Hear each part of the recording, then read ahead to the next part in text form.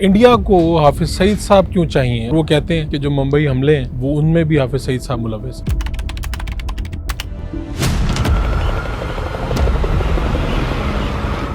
26/11 جیسے واقعے سے سب سے زیادہ نقصان کشمیر کاز کا ہوا اور سب سے زیادہ فائدہ ہندوستان کو پہنچا ہے۔ تو یہ اجمل قصاب کون تھے؟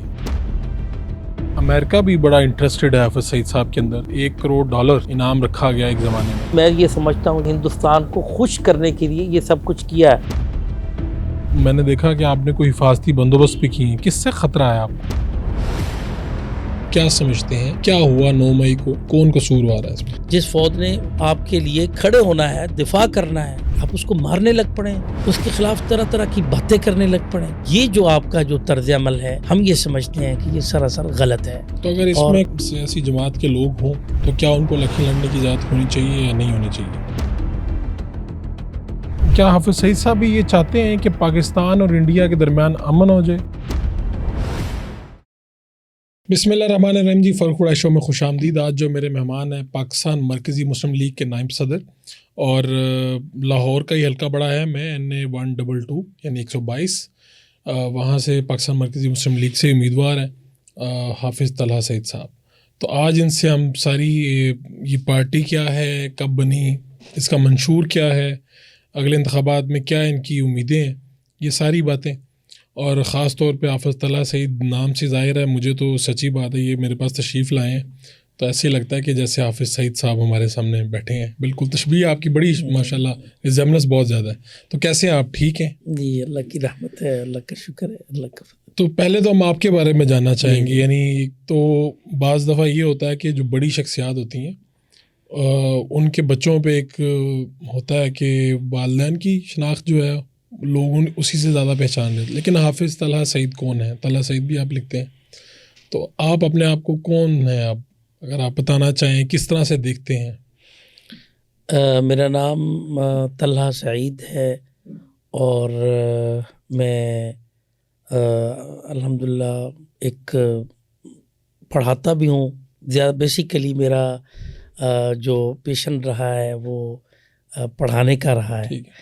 تو اس کے ساتھ ساتھ آج کل پولیٹیکل پارٹی میں بھی ایک ذمہ داری ہے، اس اعتبار سے الحمدللہ ملک اور قوم کی خدمت کرنا چاہ رہے ہیں، تو یہی میرا تو مختصر آپ بیسیکلی یعنی اپنے آپ کو ٹیچر کہلانا، یعنی یہ شناخت آپ کو زیادہ بہتر جی میں مناسب لگتی ہے؟ زیادہ پسند کرتا اچھا، تو آپ کی کیا ایج آپ کی کیا ہوگی؟ میری ایج اس وقت 49 ہے، 49 49 سے کم ہے، 48 ہے۔ 48۔ تو آپ نے تو پاکستان کی بدلتی صورتحال دیکھی ہے، چیزیں دیکھی ہیں، آپ لوگوں کے لیے، آپ کے خاندان کے لیے بھی بڑی آزمائشیں آئی ہیں، تو کیا آپ کے جو والد صاحب ہیں انہوں نے آپ کو جب یعنی آپ کی تربیت کر رہے تھے تو کیا کوئی نچوڑ کیا ہے جو آپ نے ان سے سیکھا یا سمجھا جو آپ سمجھتے ہیں کہ یہ میری زندگی کا حاصل ہے؟ ہاں جی، الحمدللہ سب سے جو اہم ترین بات والد گرامی سے ہم نے سیکھی، سنی، سمجھی، میری والدہ بھی اور میرے والد بھی جو سب سے زیادہ ہمیں سمجھاتے آئے ہیں، میری تربیت میں ویسی بنیادی طور پر میری والدہ کا زیادہ رول رہا ہے۔ تو والدہ کی ہمیشہ یہی کوشش تھی کہ ہم اللہ تعالیٰ کی فرما برداری اختیار کریں ہر صورت میں، ہر معاملے میں، اور دنیا کے اندر جو حلال راہیں بھی ہیں، حرام راہیں بھی ہیں، تو ہمیشہ جو ہے وہ حلال کا راستہ اور حلال والی بات، حلال والا راستہ اختیار کیا جائے۔ مجھے اچھی طرح یاد ہے میری والدہ کی یہ بات، میں لازمی طور پر اس موقع پہ کوٹ کروں گا۔ جب ہم اپنا گھر بنا رہے تھے تو والدہ نے مجھے یہ کہا کہ دنیا میں یہ کوئی بہت بڑے امتیاز کی بات نہیں ہے کہ آپ بہت بڑا مکان بنا کر اور دنیا میں ایک دولت مند بن کر آپ کا تعارف سامنے آئے۔ میں یہ خواہش کروں گی آپ سے کہ آپ ایک دیندار شخص رہیں اور آپ اللہ کی جنت میں جانے والا جو رستہ ہے، جو کام ہے وہ اختیار کریں تو یہ امتیاز زیادہ بڑا ہے اس بات کے کہ آپ بہت بڑا آپ کا گھر ہو اور بہت بڑے دولت مند شخص ہوں آپ. مجھے یاد ہے یہ میری والدہ کی یہ بات. تو آپ سب کہاں سے آپ آئے، یعنی خاندان کہاں سے؟ آپ لوگ انڈیا سے آئے، یہاں پہ آ کے کہاں آباد ہوئے، کس طرح سے سلسلہ چلا، خاندانی پس منظر کیا ہے؟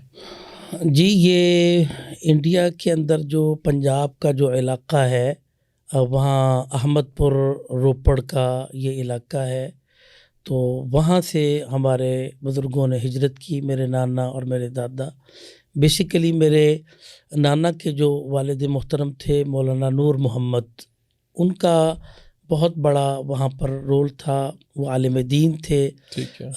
سید داؤد غزنوی کے وہ شاگرد نہیں، سید داؤد غزنوی کے والد کے وہ شاگرد تھے. سید داؤد غزنوی کے وہ استاد تھے. ٹھیک ہے. تو بڑی بڑی شخصیات نے ان سے پڑھا. تو پھر ان کے بیٹے تھے میرے نانا محترم، اور پھر میرے نانا کے کزن تھے میرے دادا. تو یہ پھر جب پاکستان بنا اس وقت میرے نانا محترم حافظ عبداللہ رحمۃ اللہ علیہ وہ علی گڑھ میں پڑھا کرتے تھے اور بہت ذہین بھی تھے. تو وہ مسلم اسٹوڈنٹس میں بہت ان کی ایکٹیویٹیز تھیں. تو ہم نے خود ان سے سنا اپنے نانا محترم سے کہ قائد اعظم محمد علی جناح نے جو لوگ باقاعدہ کچھ لوگ ترتیب دیے تھے کہ آپ جائیے اور لوگوں کو ہجرت کے لیے تیار کیجئے. تو میرے نانا اس وقت مسلم اسٹوڈنٹس کے ممبرز میں سے تھے. تو وہ باقاعدہ اس وقت جا کے لوگوں کو تیار کرتے رہے ہجرت کے لیے. ٹھیک ہو گیا. تو یہ یعنی آپ خود ٹیچر کے طور پہ کتنے عرصہ ہو گیا پڑھا رہے ہیں؟ تقریباً کوئی 15 سے 20 سال کا عرصہ ہو گیا ہے پڑھاتے تو خود حافظ سعید صاحب نے بھی یو ای ٹی میں غالباً پڑھانا؟ جی یو ای ٹی میں. تو وہ سب سے پہلے انہوں نے جو ملازمت اختیار کی وہ یو ای ٹی کی تھی؟ جی سب سے کتنے سال پڑھایا اور کیا سبجیکٹ؟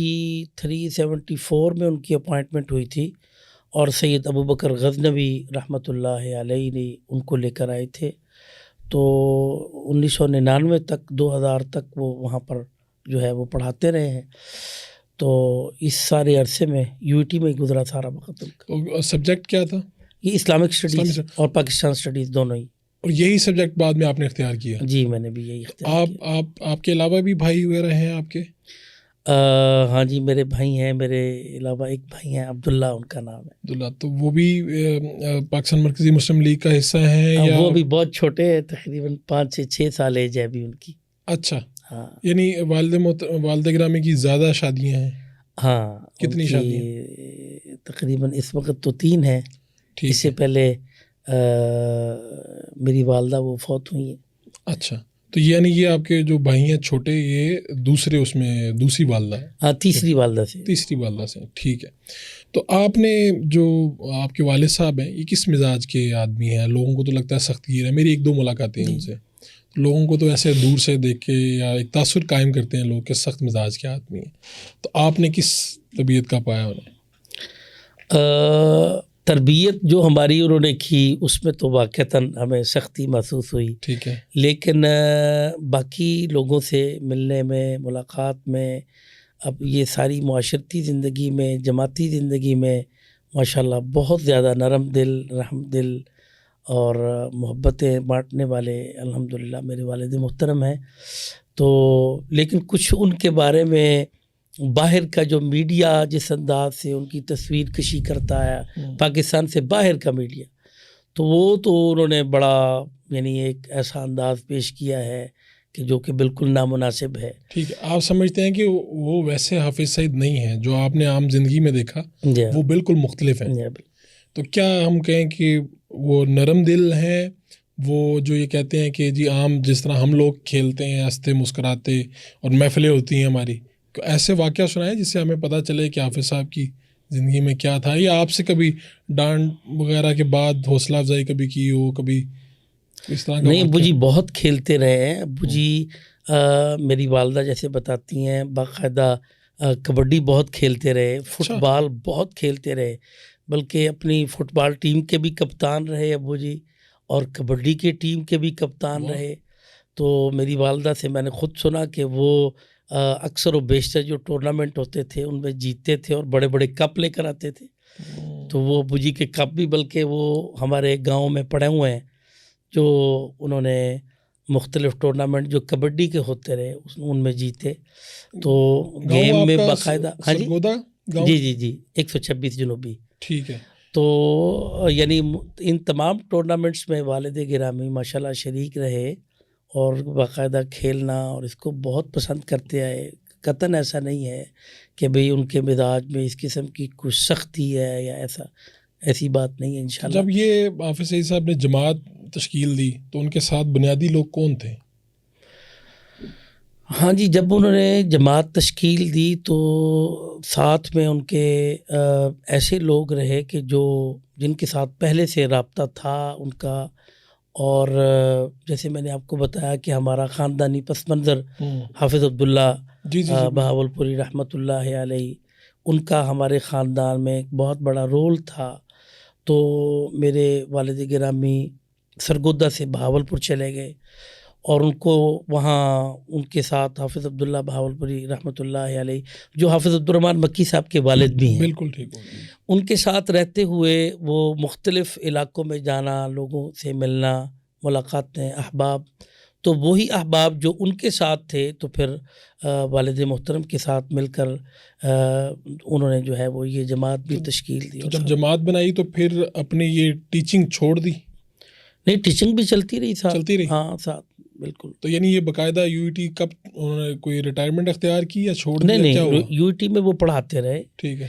لیکن اس کے ساتھ ساتھ جو وقت ان کو ملتا تھا تو اس میں وہ باقاعدہ اپنے دعوتی پروگرامز، روابط وہ انہوں نے جاری رکھا. پھر تو یہ اس کا سٹرکچر اتنا بڑا کہ پورے پاکستان میں آپ ہر جگہ پہ لوگ آپ کے ساتھ مل گئے. اور حافظ صاحب ہاں، تقریباً یہ 1999 میں جب انہوں نے ریٹائرمنٹ لے لی تو اس کے بعد پھر پورے ملک میں کام زیادہ بڑھا ہے. اس سے پہلے ملک میں اس وسیع پیمانے پر کام نہیں تھا. جب انہوں نے ریٹائرمنٹ لے لی تو پھر پورے ملک کا ہی وہ شیڈول بناتے رہے اور مختلف علاقوں میں جا کے الحمدللہ پروگرام ہوئے، دعوتی پروگرام ہوئے، روابط ہوئے. تو اس کے ساتھ الحمدللہ یہ کام سارے کا سارا بڑھا. یہ تو اب ہم آگے پاکستان مرکزی مسلم لیگ کی طرف. تو اس سے پہلے 2018 میں بھی الیکشن میں آپ کی جماعت نے حصہ لیا لیکن مختلف نام سے لیا، شاید اللہ اکبر تحریک یا ملی مسلم لیگ غالباً؟ نہیں، 2018 کے الیکشن میں اللہ اکبر تحریک کے نام سے لیا. تو پھر کیا ضرورت محسوس ہوئی کہ پاکستان مرکزی مسلم لیگ نام، اور یہ کیا وہی جماعت ہے یا چینج ہوئی ہے، کیا ہے اس کا؟ نہیں، ایسا نہیں ہے. یہ پہلے اللہ اکبر تحریک سے پہلے تھا ملی مسلم لیگ. ٹھیک ہے. اس کا ابھی تک کیس پینڈنگ پڑا ہوا ہے. وہ تھا نام رکھا گیا تھا ملی مسلم لیگ. ہاں جی، لیکن اس کے ابھی تک کیس اسلام آباد کورٹ میں پڑا ہوا ہے. تو لیکن پھر ہمیں جو ہے 2018 کے الیکشن میں اللہ اکبر تحریک جس کے پریزیڈنٹ جو ہیں بانی ڈاکٹر احسان باری تھے، وہ فوت ہوئے. تو انہوں نے پھر یہ دیکھا، سوچا کہ بھئی اس طرح یہ لوگ جو پریشان ہو رہے ہیں، یہ وہ چونکہ بو کے دوست بھی تھے، تو پھر اس وجہ سے اللہ اکبر تحریک کے ساتھ ہم نے مل کے 2018 کا سارا الیکشن کنٹیسٹ کیا. لیکن اس کے بعد مرکزی مسلم لیگ جس کے صدر خالد مسعود سندھو صاحب ہیں، تو میں نے بھی اس کو جوائن کیا، میرے ساتھ اور بہت سارے احباب نے الحمدللہ اسے یہ نئی جوائن پارٹی کیا. ہے پاکستان مرکزی مسلم لیگ؟ جی، یہ پاکستان مرکزی مسلم لیگ اتنی بھی نہیں ہے، کچھ سال تو ہو گئے ہیں اس کو بنے ہوئے. تو آپ نے اس پارٹی کو جوائن کیا ابھی؟ آپ جیسا جی ہاں، میں نے تقریباً 1.5 سال پہلے اس کو جوائن کیا. تو ایسا کیا ہوا کہ انہوں نے آپ کو مرکزی نائب صدر بنا دیا؟ ہاں، اس میں یہ ہے کہ انہوں نے میرے کام کو بھی دیکھا اور یہ دیکھا کہ پورے ملک میں جاتا ہوں اور لوگ مجھے جانتے ہیں، ایک معروف نام ہے، اور اس وجہ سے پھر انہوں نے مجھے یہ عہدہ دیا. ٹھیک ہے. تو اب آپ پاکستان مرکزی مسلم لیگ کے ہی پلیٹ فارم سے خود بھی آپ ایم این اے کا الیکشن لڑ رہے ہیں. اسی طرح جو حافظ سعید صاحب کے داماد ہیں خالد نیک صاحب، جی، وہ بھی لاہور سے ایک قومی اسمبلی این اے 127 سے الیکشن لڑ رہے ہیں، اور پی پی 162 سے. تو اس کی کیا وجہ ہے کہ آپ اور یعنی آپ خود حافظ سعید صاحب کے بیٹے اور ان کے داماد یہ دونوں اسی پارٹی میں آ گئے پاکستان مرکزی مسلم لیگ؟ اس میں ایسا کیا ہے؟ یہ نہیں، ان کے پاس ابھی کوئی عہدہ تو نہیں ہے. مرکزی مسلم لیگ نے ان کو ٹکٹ دیا ہے، لیکن نہیں میں یہ سمجھ رہا ہوں کہ یہ محض اتفاق ہے کہ آپ دونوں اسی پارٹی میں آ گئے, اس میں ایسا کیا تھا اس میرا پارٹی خیال میں؟ ہے یہ ایک نظریاتی نارمل بات ہے, اس میں کوئی ایسی وہ بات نہیں ہے کہ جو بہت ہی زیادہ کوئی حساس بات ہو, کہ کوئی پلاننگ ہو, ایسا نہیں ہے. مجھے لگتا ہے کہ نظریاتی طور پہ شاید آپ کی کوئی قربت ہو ان سے, مرکزی مسلم لیگ نہیں والوں دیکھ سے. میں عرض کرتا ہوں, جیسے ہم نے اس وقت اللہ اکبر تحریک کے نام سے پورے ملک میں کتنے ہی لوگوں نے الیکشن کنٹیسٹ کیا, بالکل کیا تھا, تو اس میں ایک اچھا موقع اس نام سے ملا, تو الحمدللہ ہم نے پھر اس بالکل اسی طریقے سے مرکزی مسلم لیگ میں بھی یعنی جو ہے ہمارے بھائیوں کو یہ زیادہ اچھا مواقع ملے ہیں, موقع ملا ہے کہ وہ سیاسی طور پر اپنا کردار ادا کر سکتے ہیں, ملک و قوم کی خدمت کر سکتے ہیں. تو میرے بھائی خالد نیک نے بھی یہ مناسب سمجھا کہ میں بھی اس کے ذریعے سے. اچھا, اللہ آپ کو کامیابیاں دیں. مجھے یہ بتائیں کہ حافظ سعید صاحب نے جب یہ جماعت الدعوہ آتی ہے منظر عام پہ اور یہ کام کرتی ہے, بڑا وسیع نیٹ ورک تھا, تو انہوں نے کبھی سیاست میں آنے کی ضرورت محسوس نہیں کی. یہ میرے خیال میں آپ اگر ہم 2018 کو بھی کاؤنٹ کر لیں تو یہ تقریباً 5 سے 6 سال بنتے ہیں. تو کب طے ہوا کہ ہم سیاست کے میدان کی طرف آئیں گے, اور اس میں بنیادی تحرک کیا ہے, پیچھے کیا سوچ ہے؟ میں انشاءاللہ اس کا جواب عرض کرتا ہوں. سب سے پہلی بات یہ ہے کہ والد محترم شروع دن سے ہی تقریباً یعنی جو اس وقت ہماری جماعت کی نشاطات, ایکٹیویٹیز, سرگرمیاں جو چل رہی ہیں, جی, یہ مطلب میں آپ کے سامنے کئی چیزیں بالکل نئی آپ کے لیے وہ ہوں گی, میرے لیے وہ نئی نہیں ہیں, لیکن نئی باتیں ہیں جو میں آپ کے سامنے لانا چاہتا ہوں. وہ یہ کہ جو بھی کام اس وقت چل رہا ہے یہ تقریباً کوئی 1970 سے بھی لے کر والد محترم اسی انداز سے کام کرتے ہیں. اب یہ دیکھیے کہ اس وقت ہم ملک کے اندر دعوتی کام کر رہے ہیں, خدمت خلق کے پروجیکٹس چلا رہے ہیں. آپ دیکھیے کہ 1974 میں یا 73 میں سیلاب آیا تھا, تو اس وقت والد محترم نے یہاں کتنے لاہور, قصور, کئی اور لوگوں جو دوست احباب تھے ان سے سامان اکٹھا کیا اور لے کے وہ ستلج, دریائے ستلج نے تباہی مچائی تھی بہاولپور سے آگے رحیم یار خان کے ان سارے علاقوں میں, خانپور میں, تو وہاں پر جا کے انہوں نے خدمت خلق کا کام کیا تھا.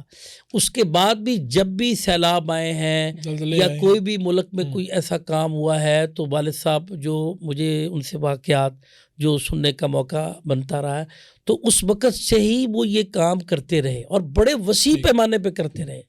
اب وہ واقعات آپ سنیں گے تو آپ حیران رہ جائیں گے کہ آپ صاحب اس وقت سے یہ کام کر رہے تھے. تو اسی طرح یعنی ان کی جو سوچ اور فکر ہے, ہم سیاست کو اس سے کوئی جدا نہیں سمجھتے. ہم اس وقت بھی اپنے آپ کو سیاست کے میدان میں ان ہی سمجھتے رہے ہیں. ہاں یہ ہے کہ الیکشن کی سیاست میں ہم اب آئے ہیں, انتخابی سیاست, ہاں جی انتخابی سیاست کہہ لیں, الیکشن کی سیاست میں تو ہم اب آئے ہیں, چونکہ اسلام جو اللہ کا دین جو ہمیں سمجھ الحمدللہ میں موجود ہے, وہ سیاست اس سے الگ نہیں ہے.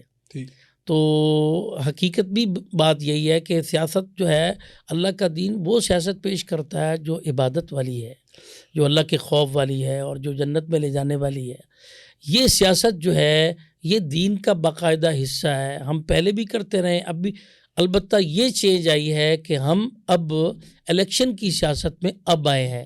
یہ میں جاننا چاہ رہا ہوں, جس طرح آپ دیکھیں نا آپ کے سامنے جماعت اسلامی کا ایک ماڈل ہے, ان کے ہاں الخدمت فاؤنڈیشن, آپ کے یہاں فلاح انسانیت فاؤنڈیشن تھی. آپ لوگوں کا کام ہم جانتے ہیں, خدمت بھی جانتے ہیں, سب کچھ جانتے ہیں. یہ سوال یہ تھا کہ ہاں انتخابی سیاست میں آنے میں اتنی دیر کیوں؟ کیونکہ حافظ سعید صاحب تو بہت سالوں سے پاپولر ہیں, ان کا کام پہچانا جا رہا ہے. تو اس کا مطلب یہ ہے کہ وہ سیاست, انتخابی سیاست میں آنے کی شاید اس طرح سے ان کی سوچ نہیں تھی.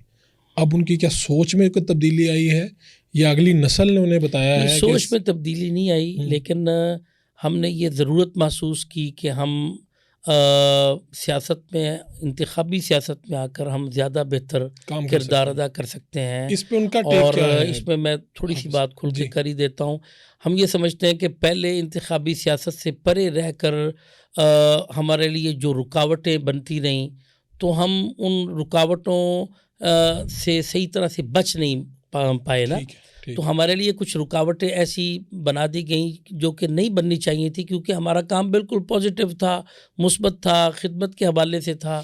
لیکن ایک تو پہلے یہ بھی تھا محترم فاروق بھائی کہ کام ہمارا بہت وسیع پیمانے پر نہیں تھا پورے ملک میں، ایک محدود پیمانے کا کام تھا. لیکن اللہ تعالیٰ نے یہ کام بڑھا اتنا دیا، پوری پاکستان کے اندر ایک بہت بڑی تعداد ہمارے ساتھ شامل ہو گئی. ٹھیک تو پھر ایسی کیفیت میں ضروری تھا کہ ہم لوگوں کو سنبھال کر رکھیں اور ان کے مسائل کو بھی بہت اچھے طریقے سے حل کریں.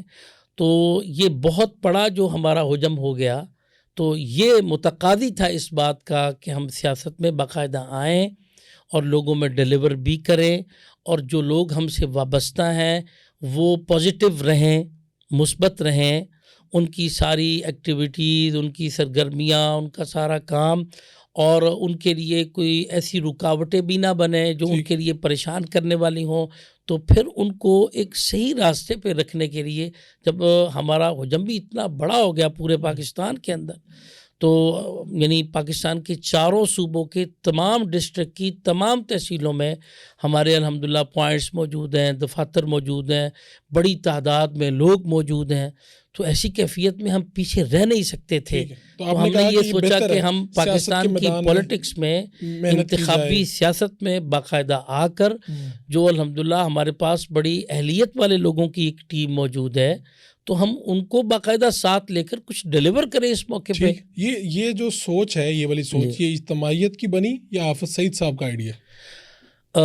بس یہ اکٹھا مل جل کے ہوا، اجتماعیت کا بھی تھا اور ان کی بھی. میں اس میں آپ کے کہیں پہ آپ کے تھاٹس ڈھونڈ رہا ہوں. مجھے ایسا لگتا ہے کہ جیسے اس طرف لانے میں شاید آپ کی کوئی سوچ ہو اس میں. جی بالکل، اس میں یہ بالکل درست ہے بات، کیونکہ میں خود یونیورسٹی میں جب لیکچر دیتا آیا ہوں تو میں نے 10-12 سال باقاعدہ نظریہ پاکستان اسٹڈی میں نے پڑھائی. تو میں خود سے یہ چاہت رکھتا تھا کہ پاکستان کی کوئی ہماری پولیٹیکل پارٹی ہونی چاہیے، مسلم لیگ کے نام سے ہونی چاہیے، اور ہم نظریہ پاکستان کے لیے کام کریں، اور پاکستان کے اندر ایک ایسی پارٹی ہو جو برداشت اور رواداری کی سیاست کرے، اور وہ قطعاً ریلیجیس پارٹی نہ ہو، ایک قومی جماعت ہو. اچھا، آپ ابھی بھی کہتے ہیں کہ یہ ریلیجیس پارٹی نہیں ہے پاکستان میں؟ ہاں، میں اس کو یقین کریں کہ ہمیں تو جتنا بھی موقع بنتا ہے وہ ہم یہی چاہتے ہیں کہ یہ جو تقسیم ہے نا، کہ یہ پولیٹیکل پارٹیز ہیں اور یہ ریلیجیس پارٹیز ہیں، یہ وہی تاثر ہے کہ بھئی سیاست الگ ہے اور دین الگ ہے. آپ یہ سمجھتے ہیں کہ یہ دونوں چیزیں الگ نہیں ہونی چاہیے. اور آپ پھر وہ شعر بھی پڑھتے ہیں، جدا ہو دین سے. جی بالکل، جدا ہو دی سیاست سے تو رہ جاتی ہے چنگیزی. میں یہ چاہتا ہوں، اور میں اس کے لیے بھرپور کوشش بھی کر رہا ہوں اس پارٹی کے نائب صدر ہونے کی حیثیت سے، کہ پاکستان کے تمام مسالک، تمام مکاتب، ایون کے تمام مذاہب اس جماعت کے اندر اپنے لیے سپیس محسوس کریں. بالکل ٹھیک ہے، بالکل ٹھیک. یہ ابھی میرے سامنے منشور بھی پڑا ہوا ہے پاکستان مرکزی مسلم لیگ کا، اور میں نے چونکہ ابھی آپ آئے ہیں، تشریف لائے ہیں، تو اس کے ساتھ ہی ہے کرسی آپ لوگوں کا انتخابی نشان ہے.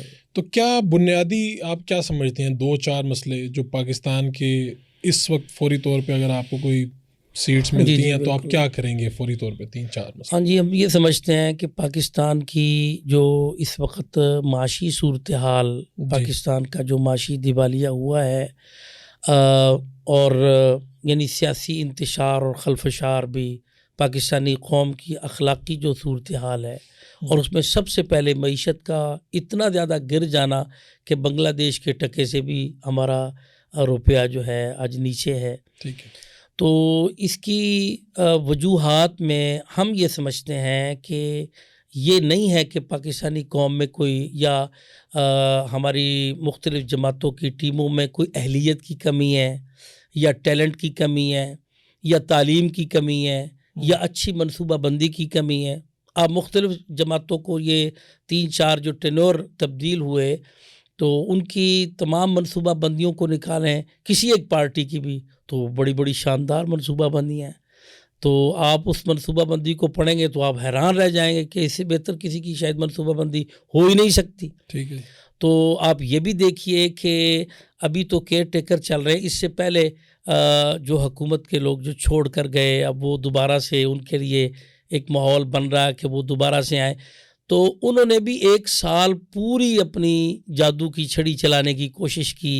16 ماہ. بلکہ میں کھل کے بات کروں گا کہ جو وزیر خزانہ اسحاق ڈار صاحب کو لایا گیا، جب وہ لایا جا رہا تھا تو پاکستان کے میڈیا میں بہت شور تھا کہ وہ آئیں گے، حلف اٹھائیں گے اور اتنا شاندار کوئی معاشی پیکیج دیں گے کہ پٹرول کی قیمتیں نیچے آئیں گی، ڈالر جو ہے وہ بھی نیچے آئے گا، پاکستان کی معیشت ترقی کرے گی. تو وہ تشریف لائے، انہوں نے حلف بھی اٹھایا، وزیر خزانہ بھی بنے، ان کو بھرپور موقع ملا.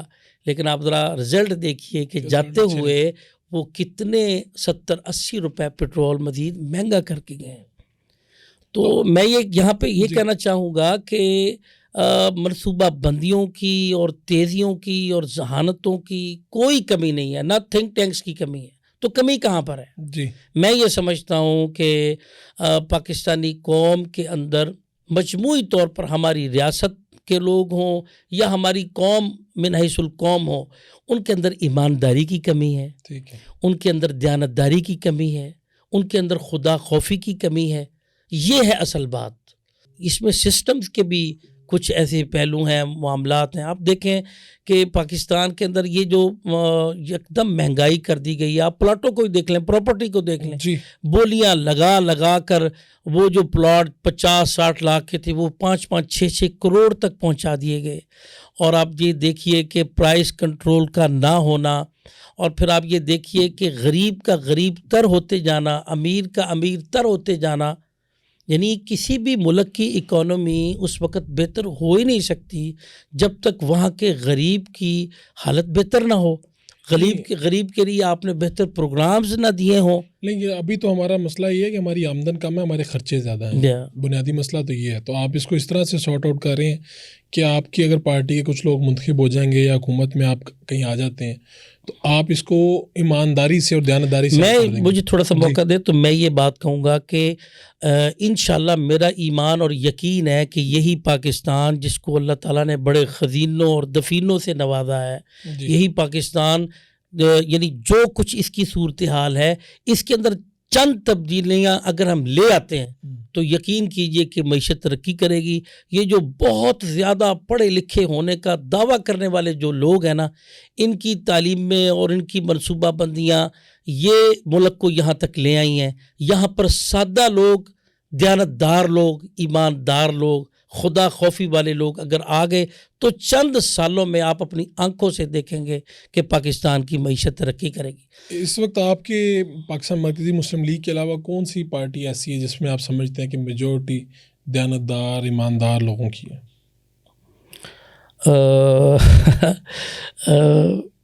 میرا خیال ہے کہ میں شاید اس کا جواب افسوس کے ساتھ کہوں گا کہ شاید نہ دے سکوں. کوئی ایک جماعت بھی نہیں؟ مجھے یہ تو نہیں اچھا لگتا کہ بھئی میں صرف اپنی پارٹی کی ہی تعریف کروں، لیکن مختلف پارٹیوں کی ایسی ٹریجڈیز ہیں، ان کے ایسے مسائل اور معاملات ہیں کہ پاکستان کا کچھ سسٹم بھی اس طرح کا ہے کہ جو رسہ کشی چلتی ہے. ایک پارٹی آتی ہے، اس بیچاری کے لیے یہ ہوتا ہے کہ بھئی اس نے حکومت اپنی بچانی کیسے ہے، اور باقی لوگ اس کو سوچ رہے ہوتے ہیں کہ یہ حکومت گرانی کیسے ہے. تو وہ سارا وقت ہی اس کا رسہ کشی میں جو ہے وہ گر جاتا ہے، گزر جاتا ہے. اسٹیبلشمنٹ کا بھی کردار ہوتا ہے نا. ہاں جی، اس میں تو اسٹیبلشمنٹ کا بھی کردار ہوتا ہے. میں سمجھتا ہوں کہ اس میں یعنی ہمیں ایک ریئلسٹک اپروچ ہماری ہونی چاہیے، اور وہ یہ ہے کہ آپ اگر اسٹیبلشمنٹ سے پوچھیں گے تو وہ اپنے بہت سارے ایسی عذر اور مجبوریاں بتائیں گے کہ بھئی اس وجہ سے یہ کرنا پڑا، پھر یہ کرنا پڑا، پھر وہ کرنا پڑا. تو کسی ایک کو ذمہ دار ہم نہیں ٹھہرا سکتے کہ اس صورتحال کا ذمہ دار ہم کسی ایک سیاسی جماعت کو نہیں ٹھہرا سکتے، اس صورتحال کا ذمہ دار ہم محض اسٹیبلشمنٹ کو نہیں ٹھہرا سکتے. یہ پورا سسٹم اور پورے کا پورا معاملہ، میں تو سچی بات ہے دیانتداری والی بات کرنا چاہوں گا. اور دیانتداری والی بات یہ ہے کہ کسی ایک طبقے کو یا کسی ایک سیاسی جماعت کو اس ساری صورتحال کا ذمہ دار نہ ٹھہرایا جائے. مجھے بات کو آپ مکمل اگر کرنے دیں، وہ جو نبی علیہ السلام کی حدیث مبارکہ ہے نا، آپ نے فرمایا تؤخذ من اغنیائہم وترد الی فقرائہم. اسلام یہاں ہمیں یہ تعلیم دیتا ہے کہ کسی بھی معاشرے میں ایک ایسا سسٹم معاشی طور پر لانا چاہیے کہ جس میں بیلنس رہے. ہر جگہ پر کچھ لوگ مالدار ہوتے ہیں اور ہر جگہ پر کچھ لوگ مفلس اور نادار ہوتے ہیں. جی اللہ کا دین یہ تعلیم دیتا ہے کہ جو لوگ مالدار ہیں وہ اپنی حالت ان کی بہتر ہے، ان سے اموال کو لیا جائے، اور جو لوگ مفلس اور نادار ہیں ان کی ہیلپ کی جائے. اس طریقے سے معاشرے میں توازن رہتا ہے. تو اب وہ ہیلپ ایسے سسٹمز، آپ ایک ایسا سسٹم بنائیں جس میں ایسے پروگرامز ہوں، ایسی ترتیبات ہوں کہ جس کے ساتھ معاشرے کے اندر بیلنس رہے. یعنی آپ جو، میں اگر اس کو سادہ الفاظ میں کہوں تو اگر آپ کی حکومت آتی ہے تو کیا ایسا ہوگا کہ جو بہت زیادہ امیر افراد ہیں ان سے وسائل لے کے آپ غریب افراد میں تقسیم کر دیں گے؟ جی بالکل، ایسے ہاں جی بالکل. اور ہمیشہ امیر افراد کو آپ ڈرنا نے چاہیے دیکھیے کہ گورنمنٹ جہاں وہ اکانومیز جو سٹیبل رہی ہیں، بڑی ان میں خوشحالی پراسپیرٹی رہی ہے، تو ان کے اندر یہی سارے، یعنی کیا اس کا طریقہ کار ہو سکتا ہے کہ آپ جیسا آپ کہیں جی لاہور میں اگر یہ 100 کروڑ پتی ہیں یا ارب پتی ہیں تو ان کی کتنی جائیداد لے لی جائے اور پھر وہ تقسیم کر دی نہیں جائے؟ ایسے نہیں کیا کہ جائیداد لے لی جائے، کیسے کیا جائے؟ ایسا نہیں میں ہوگا. سمجھنا چاہ رہا ہوں. ہاں جی، اس میں اس طریقے سے ہے کہ آپ کچھ ایسے پروگرامز بنا سکتے ہیں.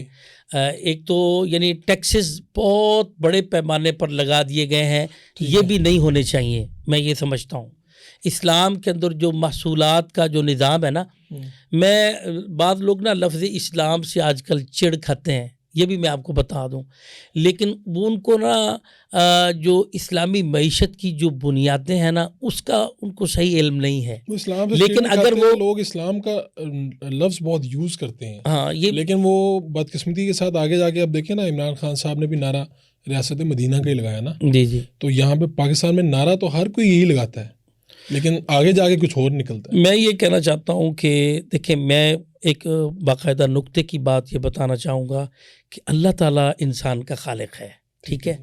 اللہ سے زیادہ کوئی کسی کا ہمدرد نہیں ہو سکتا، ٹھیک ہے. آج لوگ اگر آپ کو اپنے آپ کو بہت بڑا ہمدرد بنا کر پیش کرتے ہیں، لیکن اللہ سے زیادہ وہ ہمدرد نہیں ہو سکتے. اللہ تعالیٰ انسان کا خالق ہے اور اسلام کو بطور دین بنانے والا اللہ ہی ہے، ٹھیک ہے. تو اللہ تعالیٰ نے انسان کے لیے اس کو پیدا کیا ہے تو اس کے رزق کا بندوبست بھی اللہ نے کیا ہے. آج اگر کچھ لوگوں کے غلط کاموں اعمال کی وجہ سے اسلام کا نام بدنام ہونے لگ پڑا ہے، تو اس کا ہرگز یہ مطلب نہیں ہے کہ اسلامی اکانومی جو معاشیات میں اسلامی جو تعلیمات ہیں ان میں کسی قسم کی کمی یا کوتاہی ہے، ایسا قطعاً نہیں ہے. بالکل ٹھیک. میں یہ کہنا چاہتا ہوں کہ یہ لوگ اگر اس سارے سسٹم کو اچھے طریقے سے دیکھیں تو اس کے اندر اتنی شاندار خوبیاں موجود ہیں کہ ان کو اپنایا جائے تو ہمارے ملک کے حالات اللہ کے فضل و کرم سے بہت بہتر ہو سکتے ہیں. تو اس میں ٹیکسز بھی لگائے جا سکتے ہیں، اس میں جو محصولات کا اسلامی نظام ہے وہ سارا آ سکتا ہے. اس میں ساری بنیاد، میں آپ کو ایک نقطہ بتاتا ہوں، وہ ہے صدقات کی. قرآن میں اللہ نے فرمایا نا، یمحق اللہ الربا ویربی الصدقات، اللہ تعالیٰ سود کو گھٹاتا ہے اور صدقات کو بڑھاتا ہے. اب دیکھیے سود کیا ہے؟ سود ایک ناجائز فائدے کو کہتے ہیں کہ جو ایک قرض دے کر کسی سے اس کے ریٹرن میں ایک ناجائز اضافے کے طور پر لیا جا رہا ہے.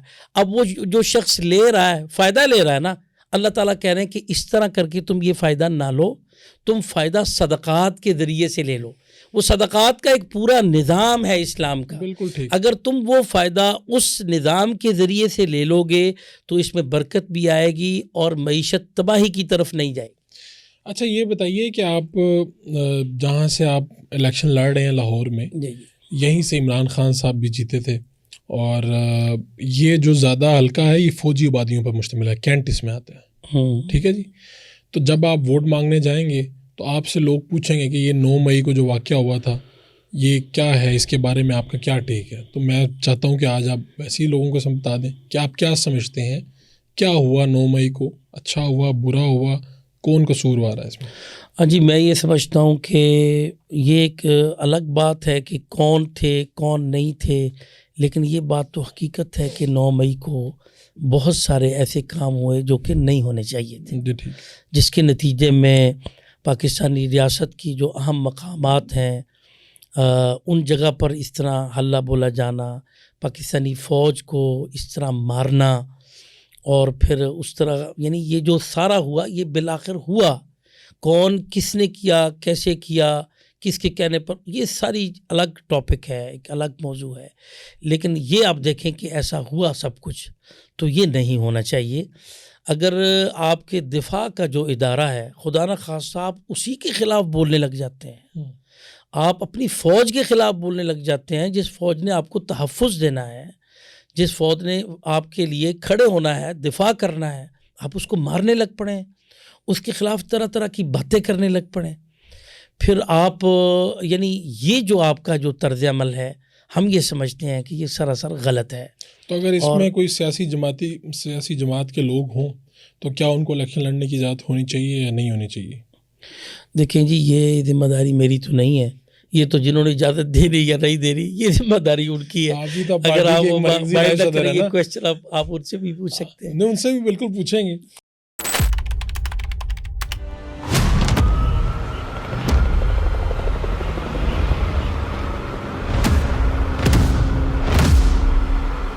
یہ انڈیا کو حافظ سعید صاحب کیوں چاہیے؟ ابھی حال ہی میں انہوں نے مطالبہ کیا ہے کہ حافظ سعید صاحب کو ہمارے حوالے کیا جائے. تو 25 کروڑ میں سے ایک فرد میں کیا دلچسپی ہے انڈیا کی؟ اور وہ کہتے ہیں کہ جو ممبئی حملے ہیں وہ ان میں بھی حافظ سعید صاحب ملوث ہیں. نہیں جی، یہ 100% غلط بات ہے کہ حافظ محمد سعید اس میں قطعی طور پر بھی ملوث نہیں ہے. اور رحمان ملک صاحب جو اس وقت کے پاکستان کے وزیر داخلہ تھے، تو انہوں نے اپنی تمام تر تحقیقات کے بعد عدالت میں یہ بیان دیا تھا کہ ہمارے پاس کوئی ایک سنگل ایویڈنس بھی ایسا نہیں ملا کہ جس پر یہ کہا جائے کہ حافظ محمد سعید کی انوالومنٹ اس میں بنتی ہے. ٹھیک ہے. تو بزرگوں نے تو اس وقت بھی اس کو کنڈم کیا تھا. حملوں کو بھی؟ ہاں جی، حملوں کو، یعنی آپ سمجھتے ہیں کہ جو وہ جہاں پہ حملے ہوئے تھے 26/11 کو کنڈم کیا تھا. ٹھیک ہے، کہ یہ نہیں ہونا چاہیے. ہاں بالکل. اس میں دیکھیں بالکل معصوم لوگوں کو جس انداز سے نشانہ بنایا گیا اور جس طرح کا وہ اندوہناک واقعہ تھا، ہم اس وقت بھی اس کی مذمت کی تھی اور آج بھی اس کی بھرپور مذمت کرتے ہیں. بلکہ میں یہ بھی یہاں کہوں گا کہ آپ دیکھیے کہ 26/11 کا جو کوئی بھی رسپانسبل ہے جی، اس نے سب سے زیادہ ہندوستان کو فائدہ پہنچایا ہے، اور اس کے اس کام سے سب سے زیادہ نقصان کشمیر کاز کا ہوا ہے. پوری دنیا میں ہندوستان کا چہرہ، ہندوستان نے اپنے آپ کو مظلوم بنا کر پیش کرنا شروع کر دیا، اور جو ہے باقی لوگوں کو ظالم اور خود اپنے آپ کو مظلوم بنا کر جو ساری صورتحال بنائی گئی، اور اس کے بعد پاکستان کو نقصان پہنچانے کا جو سلسلہ ہندوستان نے شروع کیا، وہ سارے کا سارا آپ ذرا دیکھیے. یہ 1-2 سال قبل جوہر ٹاؤن ہمارے گھر پہ بھی بلاسٹ انڈیا نے کیا. جی بالکل. اور انڈیا نے کروایا؟ جی بالکل. اس کی ساری رپورٹس آ چکی ہیں، اس کی ساری تحقیقاتی رپورٹ آ چکی ہیں. رانا ثناء اللہ جو اس وقت وزیر داخلہ تھے، انہوں نے بھی انڈیا کی طرف اشارہ کیا. تو ہندوستان نے تو کوئی اس کے بعد ایسا موقع نہیں چھوڑا. جب حملہ ہوا تھا تو حافظ سعید صاحب وہیں پر موجود تھے؟ حافظ محمد سعید حفظہ اللہ کو اللہ تعالیٰ ان کی حفاظت فرماتے ہیں، تو میرا خیال ہے کہ نہیں تھے وہاں پہ. ٹھیک ہے. اور وہاں پہ کوئی جانی نقصان تو نہیں ہوا تھا؟ البتہ گھروں کو کافی نقصان پہنچا. ہاں جی الحمدللہ. ٹھیک ہے. تو یہ بتائیے کہ امریکہ بھی بڑا انٹرسٹڈ ہے حافظ سعید صاحب کے اندر، یعنی $1 کروڑ انعام رکھا گیا ایک زمانے میں، 2012 کے بعد کی یہ بات ہے. دیکھیے وہ $1 کروڑ جو امریکہ نے رکھا تھا، وہ اس وجہ سے رکھا تھا کہ کوئی امریکہ کو یہ معلومات دے کہ حافظ محمد سعید انوالو ہیں یا نہیں. جی ٹھیک. تو جو ایک معلومات امریکہ کو دے گا، امریکہ اس کو اتنے پیسے دے دے گا. $1 کروڑ. ہاں جی. تو امریکہ کو اب تک کوئی ایک ایسا بندہ نہیں مل سکا جو امریکہ کو یہ معلومات دے کہ حافظ محمد سعید کی انوالومنٹ اس پہ بنتی ہے. اس کی وجہ یہ ہے کہ انوالومنٹ ہے ہی نہیں. ٹھیک ہے. اور تو یہ امریکہ نے بھی جو سارا کچھ کیا ہے وہ ہندوستان کو خوش کرنے کے لیے کیا ہے، اور امریکہ کے جس طرح سے پالیسی انہوں نے اپنی چینج کی، اور ہندوستان کے قریب ہوئے، تو امریکہ نے جو کچھ بھی میں یہ سمجھتا ہوں جو کیا ہے وہ ہندوستان کو خوش کرنے کے لیے، ہندوستان کے ساتھ اپنے تعلقات بہتر بنانے کے لیے، ہندوستان کو اپنی مارکیٹ بنانے کے لیے، جو چیزیں ہندوستان کو زیادہ پسند ہے تو امریکہ نے اس کو بنیاد بناتے ہوئے ہندوستان کو خوش کرنے کے لیے یہ سب کچھ کیا ہے۔ میں یہ سمجھتا ہوں کہ اگر امریکن لوگ، کیونکہ امریکہ کا جو سسٹم ہے وہ یعنی کوئی معمولی سسٹم نہیں ہے، ایسا سسٹم ہے کہ جو وہ دنیا کے سارے معاملات کی بہت اچھی چھان پھٹک کے ساتھ وہ معلومات رکھتے ہیں، تو اگر وہ درست معلومات ان کے پاس جو کہ ہونی چاہیے تو وہ یہی ہے کہ ہماری طرف سے حافظ محمد سعید حفظہ اللہ کی طرف سے اس قسم کا جو ہندوستان پروپیگنڈا کرتا آیا ہے وہ ساری کی ساری باتیں غلط ہیں۔ تو ہم پہلے بھی اس کا کہہ چکے ہیں اور اب بھی کہہ رہے ہیں، ہندوستان محض جو ہے ایسی اپنی غلط اطلاعات اور معلومات کی بنیاد پر یہ ساری بات کرتا آیا، اور یعنی پاکستان کو نقصان پہنچانے کے سلسلے ہمارے بزرگوں کو نشانہ بنانا، ان کی ذات کو نشانہ بنانا اور پوری دنیا میں ایک نان سینس قسم کا پروپیگنڈا کرنا، یہ سارا سلسلہ چلتا آیا ہے۔ میں آپ کو واضح طور پر یہ کہنا چاہتا ہوں کہ 26/11 کی ہم نے تب بھی مذمت کی تھی اور اب بھی مذمت کرتے ہیں، اور ہمارا یہ کہنا جو بالکل آپ کے سامنے اس بات کو واضح کر سکتا ہے کہ ہمارے کوئی دو موقف نہیں ہے۔ بالکل ٹھیک ہے، آپ مذمت کر رہے ہیں اس کی۔ ہاں، اور یعنی 26/11 جیسے واقعے سے سب سے زیادہ نقصان کشمیر کاز کا ہوا اور سب سے زیادہ فائدہ ہندوستان کو پہنچا ہے۔ جو کوئی بھی رسپانسبل ہے تو وہ یہ دیکھے کہ اس نے پاکستان کو نقصان پہنچایا ہے، کشمیر کاز کو نقصان پہنچایا ہے، اور اس کے اس عمل سے سب سے زیادہ ہندوستان کو فائدہ پہنچا ہے۔ یہ اجمل قصاب کون تھے؟ مجھے اس کی معلومات کوئی درست معلومات نہیں ہے۔ کبھی بھی ان کا کوئی بھی لنک نہیں کبھی بھی رہا، کوئی واسطہ نہیں رہا آپ کی حافظ سعید صاحب سے یا کسی سے بھی؟ نہیں، میرے علم میں تو نہیں ہے۔ ٹھیک ہے، یہ ایسے کریکٹرز ہیں جو انڈیا اچھالتا رہا، ہم بھی اخبارات میڈیا میں جیسے ہم سنتے ہیں دیکھتے ہیں اس طرح چلا ہے۔ ایک زمانے میں وزیر خارجہ خواجہ آصف صاحب نے میڈیا پہ آگے کہا کہ حافظ سعید صاحب بوجھ ہیں ہمارے پہ، بعد میں آپ لوگوں نے شاید ہرجانہ کے لیے بھی نوٹس وغیرہ بھیجا۔ انہوں نے معذرت کی، انہوں نے معافی مانگی، باضابطہ طور پر رابطہ کیا۔ انہوں نے صرف یہی نہیں کہا بلکہ انہوں نے یہ بھی کہا کہ حافظ سعید جو ہے وہ امریکہ میں جاتے تھے اور وائٹ ہاؤس میں بیٹھ کے وائن ڈیوائن اس طرح کی باتیں، یہ چلتا تھا وہ چلتا تھا، تو یہ ساری فضول باتیں تھیں۔ تو بعد میں انہوں نے باقاعدہ اس پر معذرت بھی کی اور معافی بھی مانگی۔ حافظ صاحب ایسے جاتے تو تھے امریکہ؟ نہیں ہے، حافظ صاحب ایک مرتبہ امریکہ گئے تھے، لیکن اس میں کوئی ایسا انداز نہیں تھا جو ایک جس انداز سے انہوں نے بات کی۔ یعنی وہ ایک وزٹ تھا صرف؟ ہاں، وہاں پر وزٹ تھا، اور وزٹ بھی وہ ایک بہت اچھے مقصد کے لیے تھا، اور اس میں بچوں کی پرورش کے حوالے سے کچھ سیمینار سے، پروگرام سے، اس میں ان کے لیکچر انہوں نے دینا تھا، تو باقاعدہ ادھر سے دعوت نامہ ملا تھا، تو پھر انہوں نے جا کے اس پر جو ہے وہ۔ تو حافظ صاحب کے کوئی بھائی وغیرہ وہاں پر ہوتے تھے؟ ہاں جی، حافظ مسعود صاحب وہاں پہ رہے، تو بڑا لمبا عرصہ وہاں پہ رہے۔ انہوں نے ماشاءاللہ وہاں پر بہت اچھا دین کی دعوت کا کام کیا۔ ان کے بعد ان کے بارے میں بھی انڈیا نے وہاں پر جو ہے اچھا خاصا پروپیگنڈا کیا۔ بعد میں انہیں شاید ڈیپورٹ بھی ہونا پڑا اس وجہ سے۔ میری بات تو سن جی۔ تو انہوں نے انڈیا نے وہاں پر پروپیگنڈا کیا، تو ان پر باقاعدہ کیس چلا، عدالت میں کیس چلتا ہے۔ ہاں جی، تو وہاں امریکیوں نے اپنے سسٹم کے تحت ساری ان کی معلومات اکٹھی کی، تو ان کو بھی کوئی ایسا سنگل واقعہ کوئی ایسا نہیں ملا کہ جس میں حافظ مسعود جو حافظ سعید صاحب کے بھائی ہیں ان کا کوئی منفی قسم کا ہو۔ انہوں نے پھر ان کو ڈیپورٹ کر دیا۔ تو یہ امریکیوں کا ایک انداز تھا اپنا، تو لیکن یہ ہے کہ ان کی عدالت میں کسی قسم کا کوئی ایسا معاملہ نہیں۔ تو حافظ سعید صاحب کی اس وقت کیا ایج ہے، کیسی صحت ہے، اور اس وقت سٹیٹس کیا ہے؟ کیا وہ گرفتار ہیں یا نظر بند ہیں، کیا ہے؟ ہاں جی، وہ اس وقت قید میں ہے، جیل میں ہے، اور وہ الحمدللہ محفوظ بھی ہیں، صحت الحمدللہ ان کی پہلے سے بہتر ہے، اور وہ قرآن مجید کی تفسیر لکھ رہے ہیں. الحمدللہ تقریباً 2 جلدیں مکمل ہو گئی ہیں.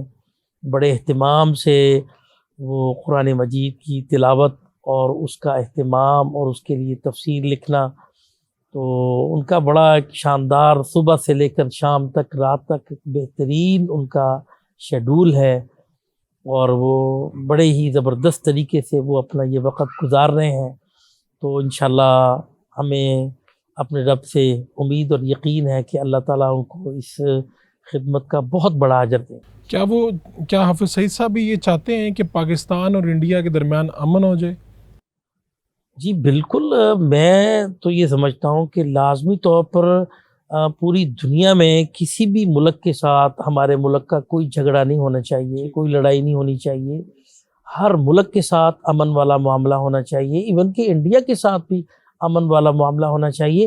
مسئلہ پاکستان کی طرف سے نہیں ہے، اس کو کس انداز سے انڈرسٹینڈ کروایا جائے کہ یہ سارا ہی ایشو ان کے ایک نان سینس قسم کے الزامات اور ان کا پروپیگنڈا وہ سارا انسٹیگیٹ کرتا ہے، بھڑکاتا ہے. یہ انڈیا کا تو کلیم یہ ہے نا کہ ہمارے ملک میں جو بھی تقریب کاری ہو رہی ہے، جو بھی معاملات ہو رہے ہیں، ان کے پیچھے کہیں نہ کہیں جس طرح آپ لوگوں پہ بھی الزام آتا ہے اور جماعتوں پہ الزام لگایا جاتا ہے، وہ یہ سمجھتے ہیں کہ اس سب تقریب کاری کے پیچھے شاید ہمارا کہیں ہاتھ ہے. نہیں، بالکل غلط بات ہے. ان کو یہ غلط بات اب کرنا چھوڑ دینی چاہیے، بہتر یہی ہے.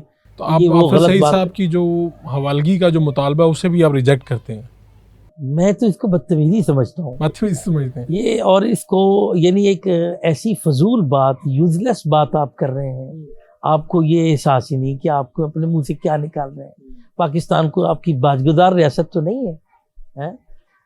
مطلب آپ تو یہ دنیا کے اندر یہ ایک رف انداز اور بدتمیزی والا انداز آپ ہمارے ملک کے ساتھ کر رہے ہیں. یہ ساری غلط بات ہے. میں تو اس کو کنڈم کروں گا، اور یہ بلکہ یہ کہوں گا کہ ہندوستان اگر یہ انداز اختیار نہ کرے اور چیزوں کو حقائق کی بنیاد پر دیکھے تو بہت معاملات بہتری والے ہو سکتے ہیں، اور بہت بہتر ہو سکتا ہے معاملہ ہندوستان کے لیے، پاکستان کے لیے. اور اب تو ہندوستان کو اس ساری صورتحال سے نکلنا چاہیے اور تھوڑا سا حقائق پر سامنے رکھتے ہوئے بھی دیکھنا چاہیے. کیا کبھی آپ کو موقع ملا انڈیا جانے کا، یا آپ کی کوئی خواہش ہے ایسی؟ موقع بھی نہیں ملا اور خواہش کی کبھی ضرورت محسوس نہیں ہوئی. تو یعنی پاکستان مرکزی مسلم لیگ اگر آ جاتی ہے حکومت میں، یا آپ لوگ الیکشن میں جیتتے ہیں اور پارلیمنٹ میں آتے ہیں، تو آپ پاکستان کے انڈیا کے ساتھ اچھے تعلقات کے حامی ہوں گے، یا تعلقات نہیں ہونے چاہیے اس کے حامی ہوں گے؟ نہیں، ہم تعلقات رکھنا چاہیں گے، ٹھیک ہے، لیکن کشمیر کو مائنس کر کے نہیں. ٹھیک ہے. دیکھیں کہ ایک طرف تو یعنی کشمیر پر ہندوستان یہ سارا ظلم کرے، تشدد کرے. مجھے یہ بتائیے کہ کیا ظلم کی ہمیں تائید کرنی چاہیے؟ بالکل نہیں. دنیا کا کوئی بھی شخص کسی سے بھی پوچھیے کہ کیا ظلم کی تائید ہونی چاہیے؟ تو پھر اگر میں ہمارا سب سے بڑا جرم یہ ہے، حافظ محمد سعید کا جو اصل جرم ہے نا، وہ یہ ہے کہ انہوں نے کشمیر پر ہندوستان کو ریجیکٹ کیا ہے، ہندوستان کے ظلم کو ایکسپوز کیا ہے. جی، پاکستان میں کشمیر ڈے منایا جاتا ہے. پوری پاکستانی قوم کا ایک نقطہ نظر ہے کشمیر پر کہ ہندوستان کو یہ ظالمانہ قبضہ نہیں رکھنا چاہیے. یہ ہے بھائی. تو بیسیکلی آپ یہ کہہ رہے ہیں کہ حافظ سعید صاحب نے کشمیر کی تحریک کو پاکستان میں زندہ رکھا ہے، اور آپ سمجھتے ہیں کہ یہی ان کا جرم ہے؟ جی بالکل. میں یہ سمجھتا ہوں کہ ہندوستان جو ہے نا مطلب کشمیر کو کی نظریں ہٹانے کے لیے باقی سارے معاملات کرتا ہے، اور کشمیر کی وجہ سے ہمارے اوپر یہ سارا اصل یعنی اندر کی جو اصل بات ہے وہ ہمارے بزرگوں کا جرم یہ ہے کہ انہوں نے کشمیر پر آواز کیوں بلند کی ہے، اور انہوں نے صرف آواز ہی بلند کی ہے اور پوری قوم کا ایک نقطہ نظر بنایا ہے کہ کشمیر پر ہندوستان کا یہ قبضہ درست نہیں ہے، کشمیر پر ہندوستان ظلم کر رہا ہے، یہ ظلم اس کو نہیں کرنا چاہیے. تو اسی کاز کو آگے لے کر کون حافظ سعید صاحب سمجھتے ہیں کہ شاید آپ اس کاز کو آگے لے کر چلیں گے، جس طرح وہ یہ پوری تحریک کو چلا رہے تھے، لیڈ کر رہے تھے؟ نہیں انشاءاللہ میں بھی ہوں، اور ان کے ساتھ جو بھی جس کو وہ مناسب سمجھیں، جس کو وہ بہتر سمجھتے ہیں، وہ الحمدللہ اس کو آگے لا سکتے ہیں، لا رہے ہیں. تو میں بھی الحمدللہ ایک خدمت کا کام کر رہا ہوں اللہ کے فضل و تو جماعت الدعوہ اس وقت کالعدم ہے، تو آپ کوئی اس کے خلاف اپیل میں جا چکے ہیں کہ اس کو کالعدم نہیں، ہم اس کے خلاف کسی قسم کی اپیل میں نہیں گئے، بلکہ میں تو یہ کہنا چاہوں گا کہ اگر ہماری بات کو مکمل طور پر پازیٹیو ہی لیا جائے کہ ہم نے تو اپنے اسٹیٹ کے نیریٹو کو فالو کیا ہے. میں خاص طور پر اپنی بات کروں ٹھیک ہے.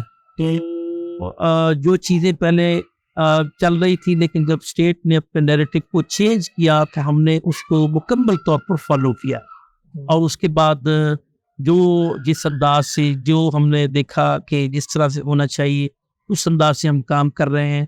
ہم کسی بھی ایسے کام کو نہیں نہ کرنا چاہتے، نہ بہتر سمجھتے ہیں کہ جو اسٹیٹ کے ریاست کے بیانیے کے برعکس ہو. تو آپ کیا سمجھتے ہیں کہ کشمیر کا جو مسئلہ ہے یہ مذاکرات سے حل کیا جا سکتا ہے یا جنگ سے؟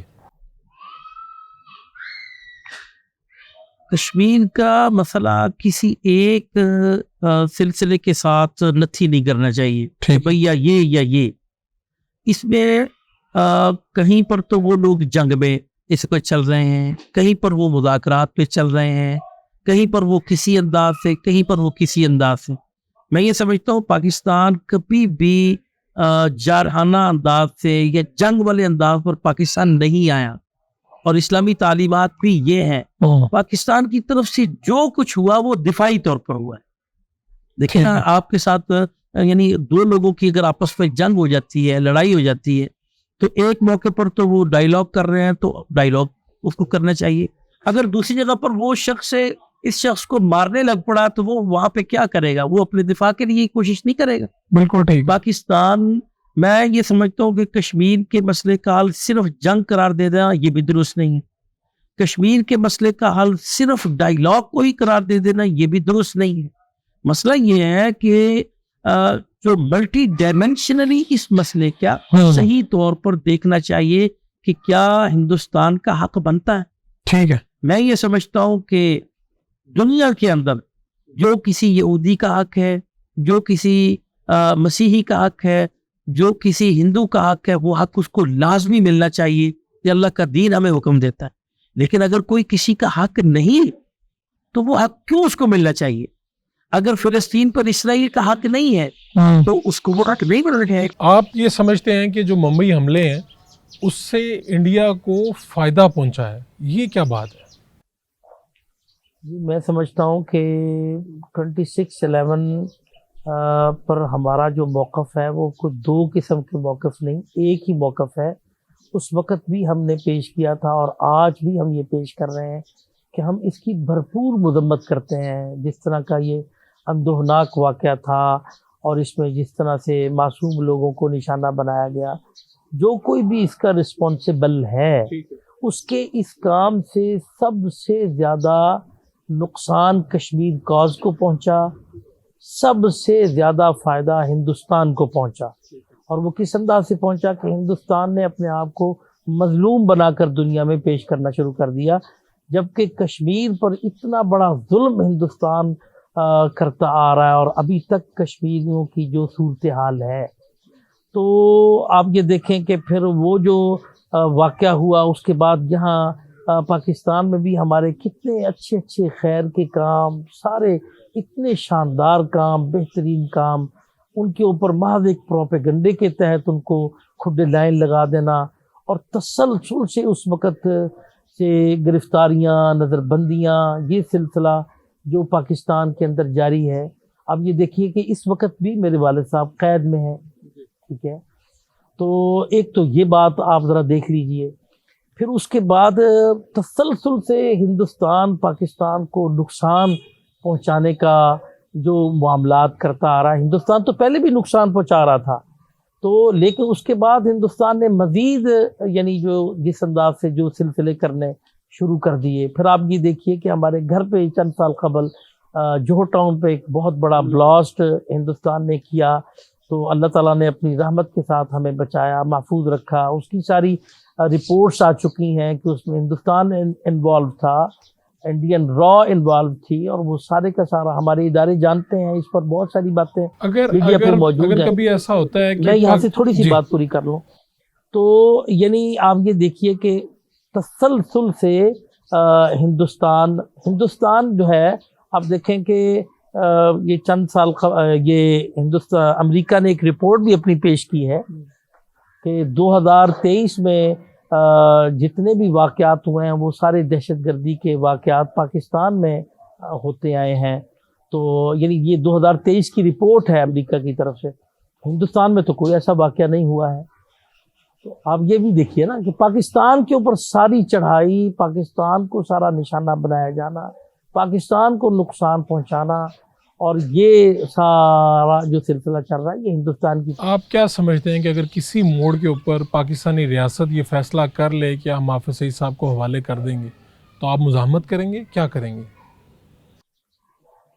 میرے بھائی انشاءاللہ ہم یہ سمجھتے ہیں کہ پاکستانی حکومت اور ریاست کسی بھی موڑ پر اس طرح کا قدم ہرگز نہیں اٹھا سکتی، ہاں، کیونکہ وہ جانتے ہیں کہ یہ سارا ہندوستان کا ایک یوزلیس اور نان سینس قسم کا مطالبہ اور یہ ساری صورتحال ہے۔ پاکستان ہندوستان کا کوئی باج گزار نہیں ہے۔ ہندوستان کی یہ جو ساری کی ساری یہ زیادتی بھی ہے، پروپیگنڈا بھی ہے، بےہودگی بھی ہے۔